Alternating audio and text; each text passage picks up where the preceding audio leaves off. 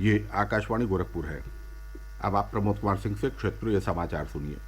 मुख्यमंत्री सामूहिक विवाह योजना के तहत आज गोरखपुर में 1192 जोड़ों का विवाह संपन्न कराया गया। इस अवसर पर मुख्यमंत्री योगी आदित्यनाथ ने नवविवाहित जोड़ों को नवजीवन की शुभकामनाएं दी। उन्होंने कहा कि मुख्यमंत्री सामूहिक विवाह योजना से बड़ी संख्या में लोगों को लाभ मिल रहा है।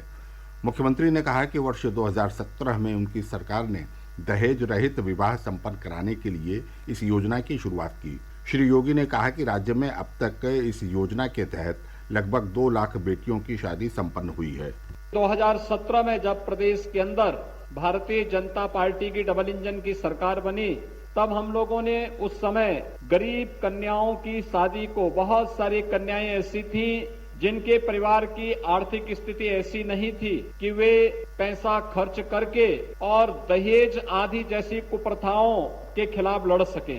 बहुत सारी बालिकाएं कुंवारी रह जाती थी। उस समय जब ये बात मेरे सामने आई, तब मैंने मुख्यमंत्री सामूहिक विवाह का एक कार्यक्रम प्रारंभ किया था। पहले 31,000 रुपया और बाद में इस राशि को बढ़ा करके 51,000 रुपया करके एक एक बालिका की शादी के लिए इस कार्यक्रम के साथ उसको जोड़ने का कार्यक्रम किया। और मुझे बताते हुए प्रसन्नता है कि अब तक प्रदेश में लगभग 2 लाख बालिकाओं की शादी मुख्यमंत्री सामूहिक विवाह योजना के अंतर्गत संपन्न हो चुकी है। वहीं मुख्यमंत्री सामूहिक विवाह योजना के अंतर्गत वाराणसी के बड़ा गांव विकासखंड में 62 जोड़ों का विवाह संपन्न हुआ। इस अवसर पर वर वधू को आशीर्वाद देने के लिए ब्लॉक प्रमुख सत्येंद्र सिंह सहित अन्य लोग उपस्थित रहे। सामूहिक विवाह का आयोजन समाज कल्याण विभाग की ओर से किया गया। आज गुरु तेग बहादुर जी का बलिदान दिवस मनाया जा रहा है। मुख्यमंत्री योगी आदित्यनाथ गोरखपुर में जटाशंकर स्थित गुरुद्वारा में गुरु तेग बहादुर जी के बलिदान दिवस पर आयोजित कार्यक्रम में शामिल हुए। उन्होंने गुरु तेग बहादुर जी को नमन करते हुए कहा कि उनका जीवन अधर्म और अत्याचार के विरुद्ध संघर्ष का प्रतीक है। श्री योगी ने कहा कि सिख गुरुओं का एक गौरवशाली इतिहास रहा है। उन्होंने कहा कि हमें महान गुरुओं से प्रेरणा लेकर देश और समाज को आगे बढ़ाने में अपना योगदान देना चाहिए।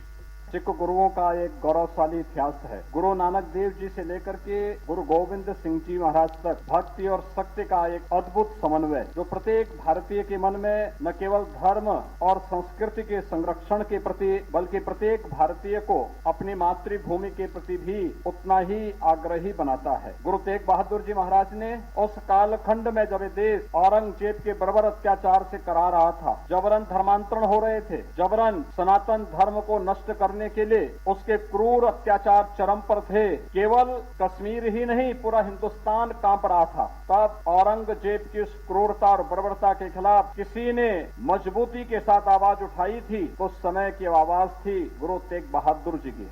प्रदेश के आबकारी विभाग के राज्य मंत्री स्वतंत्र प्रभार नितिन अग्रवाल ने कहा है कि आबकारी विभाग इस वर्ष 42,000 करोड़ रुपए के राजस्व प्राप्ति के लक्ष्य को हासिल करने में सफल होगा। वाराणसी में आज संवाददाताओं से बातचीत में उन्होंने कहा कि आबकारी विभाग प्रदेश में सर्वाधिक राजस्व देने वाला विभाग है। श्री अग्रवाल ने वाराणसी में चल रहे काशी तमिल संगमम को 2 संस्कृतियों के मेल का अनूठा उदाहरण बताया। उन्होंने कहा कि इस आयोजन से लोगों में काशी और तमिल संस्कृति के बारे में आपसी समझ बढ़ रही है। इसके अलावा श्री अग्रवाल ने आबकारी विभाग के अधिकारियों के साथ समीक्षा बैठक भी की। प्रदेश में लोकसभा और विधानसभा की 3 सीटों पर उपचुनाव के लिए प्रचार तेज हो गया है। मुख्यमंत्री योगी आदित्यनाथ ने आज मैनपुरी लोकसभा क्षेत्र के करहल में जनसभा को संबोधित किया। उन्होंने कहा कि सपा संरक्षक मुलायम सिंह यादव ने वर्ष 2019 में भाजपा को जीत का आशीर्वाद दिया था।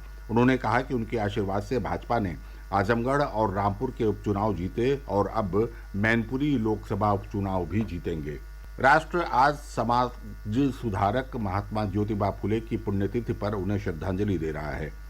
ज्योतिराव फुले महाराज महान समाज सुधारक और दूरदर्शी विचारक थे। उन्होंने महिलाओं को शिक्षा का अधिकार दिलाने और देश में छुआछूत जैसी सामाजिक बुराइयों के उन्मूलन के लिए काम किया। आज ही के दिन 1890 में उनका निधन हुआ था। मुख्यमंत्री योगी आदित्यनाथ ने महात्मा ज्योतिराव फुले की पुण्यतिथि पर उन्हें विनम्र श्रद्धांजलि दी। अपने ट्वीट संदेश में उन्होंने कहा कि महिलाओं को शिक्षा का अधिकार दिलाने और छुआछूत समेत अनेक कुरीतियों के उन्मूलन में उनका अविस्मरणीय योगदान समाज के लिए सदैव प्रेरणा रहेगा। इसके साथ ही ये समाचार बुलेटिन समाप्त हुआ। नमस्कार।